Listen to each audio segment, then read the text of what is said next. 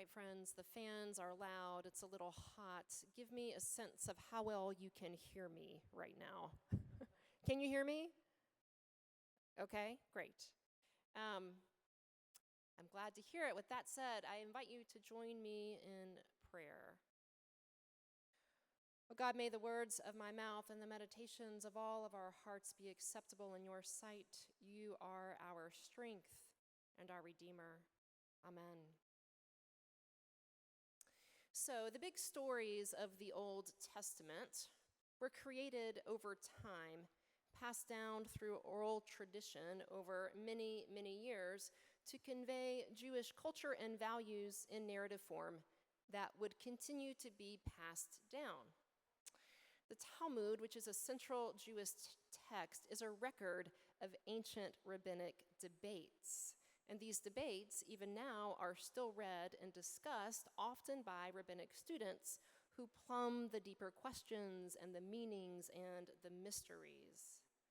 So, the relationship that we can have, that we really probably should have with most of our Old Testament stories, is kind of similar.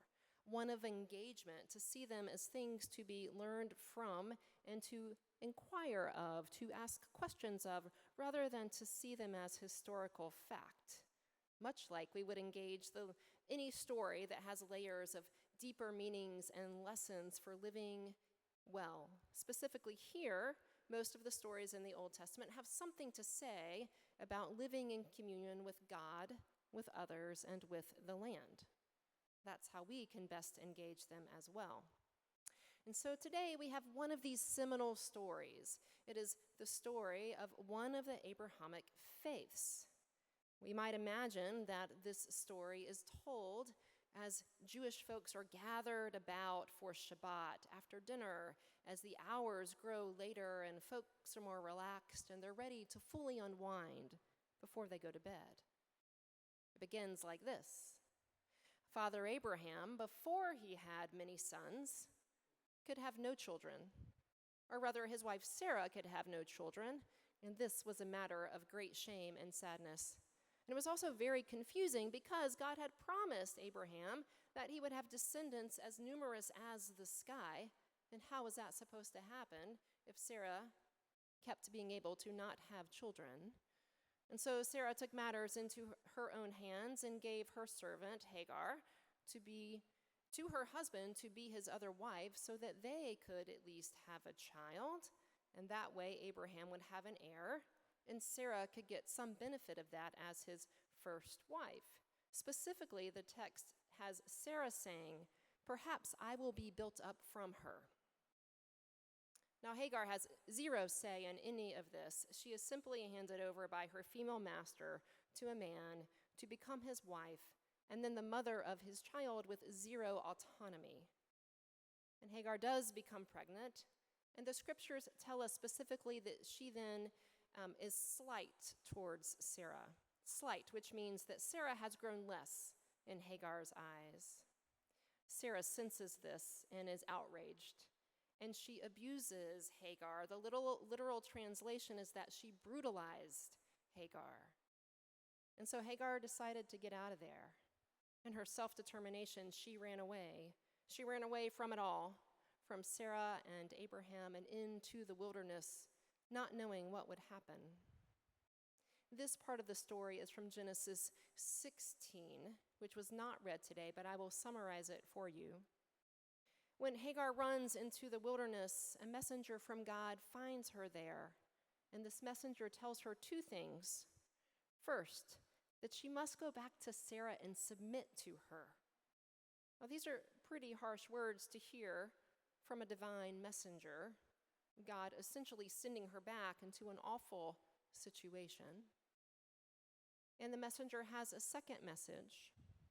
It's really Hagar's own enunciation.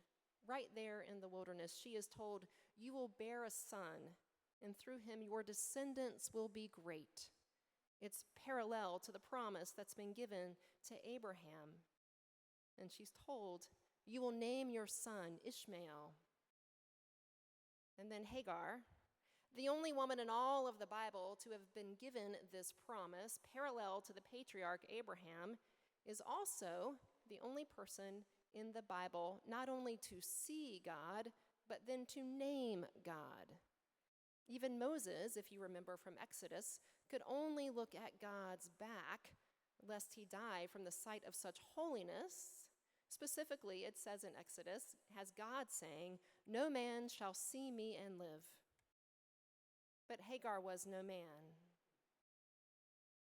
Hagar was a woman, taking the only control that she had by the reins and running, fleeing into the wilderness. Hagar was no man, and she had zero status or power in her situation, but she saw God. And she saw God, and what she saw was that God saw her. And again, working on her record-breaking streak of things that didn't happen to anyone else in the Bible, Hagar, after seeing God, then names God. She calls God in Hebrew, El Roi, which means God of seeing, or the God who sees me, or as it is often translated simply, the God who sees. Now, friends, this is wholly unlike any other character in the Bible. Nothing else like this happens. In the Hadith, which is the narrative book of stories of Islam, Hajar is the name given for Hagar. It's with a J instead of a G. And while many parts of their stories, both in the Hadith and the Old Testament, are similar, the Hadith has no parallel for this moment when Hagar names God. So for the Jewish people, for the handing down of this story for generations, God breaks all the rules for Hagar. Hagar, who had to submit to the tyranny of her master and mistress. Hagar, who had the guts to take the power that she could by getting out of there. And Hagar, who finds God and sees and allows a mutuality of being seen. Hagar may simply be a vessel for the dreams of others, but God shows up in ways for her not seen anywhere else. God will not leave her side as she walks back to her master's house, as she daily feels the baby kick and grow, as she also daily feels the scorn of Sarah. God is with Hagar. And even in the next unthinkable chapter that will unfold, God is with Hagar. Now, friends, if this were a bedtime story, it's where I would leave you hanging for the night. It's where I would tuck you in and say, "To be continued." What will happen next? Will Hagar go back to Sarah and Abraham? Or will she keep running in the other direction? Will she have a child? What will happen? And so the next time on Father Abraham's Many Sons, we turn the pages all the way to chapter 21 of Genesis, with really no explanation in the text of what happens in between. But here's what we learn. That Hagar's son, who she named Ishmael, was born. And in the meantime, Sarah also became pregnant and had a son, Isaac. And that one day, Sarah saw the two children playing together, and it upset her. She was uncomfortable with this, and she demanded that Abraham put Hagar and Ishmael out in the wilderness where they would likely die. Abraham was greatly distressed by this. God had indeed made promises to Hagar and to Abraham about all of their descendants. But Sarah got her way. Abraham gave Hagar and Ishmael some food and water, and the next morning took them to the wilderness and left them there.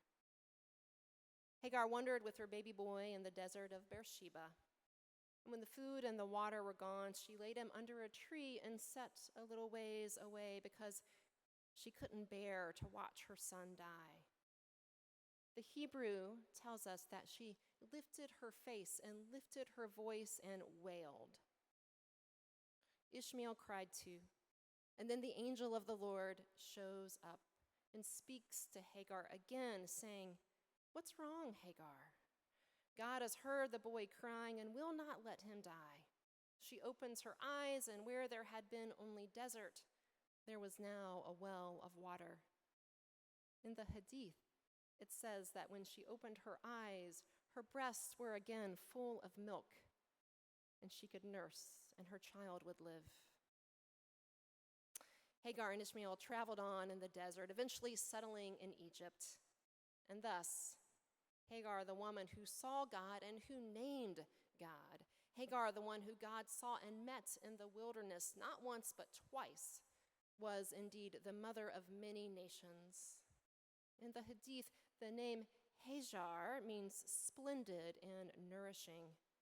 In the Hadith, Hagar is revered as the mother of Islam.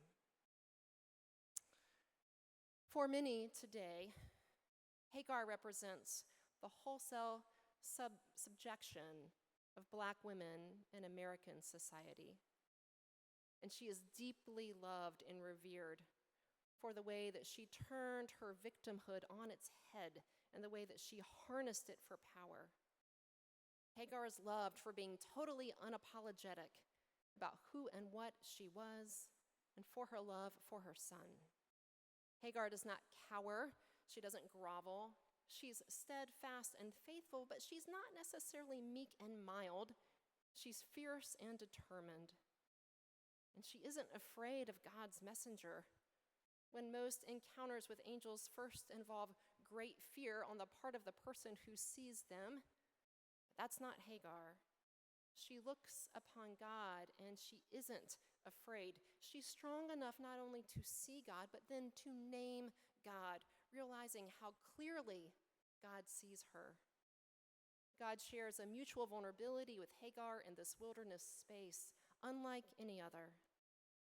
In the ancient world, for a deity to allow themselves to be named or to share their name was considered a weakness. And so here, Hagar and God share a mutual vulnerability, an authentic connection, much like good friends do.